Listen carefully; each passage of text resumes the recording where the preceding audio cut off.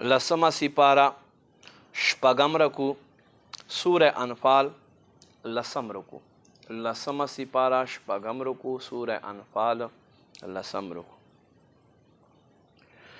بسم الله الرحمن الرحیم. یا ایها النبی اے غیب خبر خیانو کے قل ورتو فرمائے من فی ایدیکم من الاسرا ہر آغا چاہتا سوک چستا پلاس کی دل قیدیانونا ان یعلم اللہ فی قلوبکم خیرا کچیرتا اللہ پتاسو کے بلائی او گوری خیگڑ او گوری یؤتکم خیرا مما اخذ منکم تر اتابا کی اغین غور چکم تاسو نفیدیا واخستلیشو وَيَغْفِرْ لَكُمْ او تاسو تب بخنو کی واللہ غفور الرحیم اللہ بخون کا مہربان دے.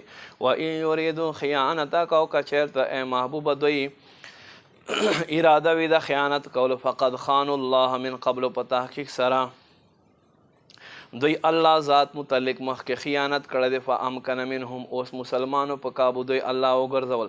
واللہ علیم حکیم اللہ علم حکمت والے.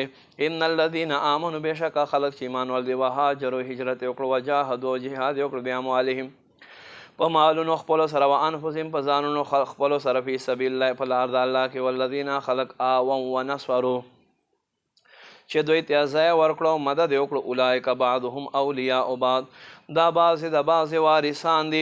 والذین خلق امنوا چې ایمان راوړو ولم یهاجروا هجرت ونه کړو مالکم من ولایتهم من شیء دوی ته پته راکړه کې څه نه رسي حتی یهاجروا تر دې پورې چې دوی هجرت وکړي و ان استنصروکم فی الدین او که چېرته دوی تاسو نه مدد وغواړي په دین کې فعلیکم النصر په تاسو باندې مدد کول واجب دي. الا مگر نبا کوي علی قوم یو داسې قوم متعلق بینکم و بینهم میثاق چې د ستاسو او د هغوی په منځ کې یوه معاهده وي. والله بما تعملون بصیر الله د ستاسو کارونه ویني.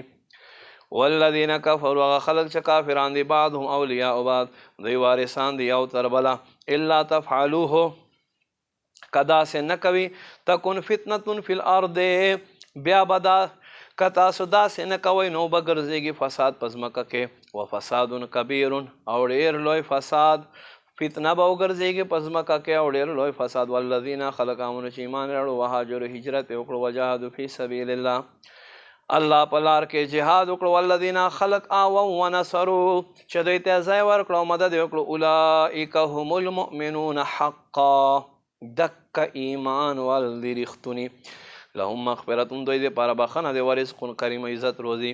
والذین خلق امنوا چې ایمان راوړو من بعد وهاجروا دې نه وروسته هجرت وکړو وجاهدوا معکم او تاسو سره جهاد وکړو فاولئک منکم بس دا هم لستاسو نه دي واولو الارحام بعضهم اولی ببعض او رشتہ داران یو تر بل زیات نږدې دي فی کتاب اللہ اللہ پر کتاب کے ان اللہ بکل شیء علیم بے شک اللہ پر ہر یو شیز باندې علم لرونکی دی.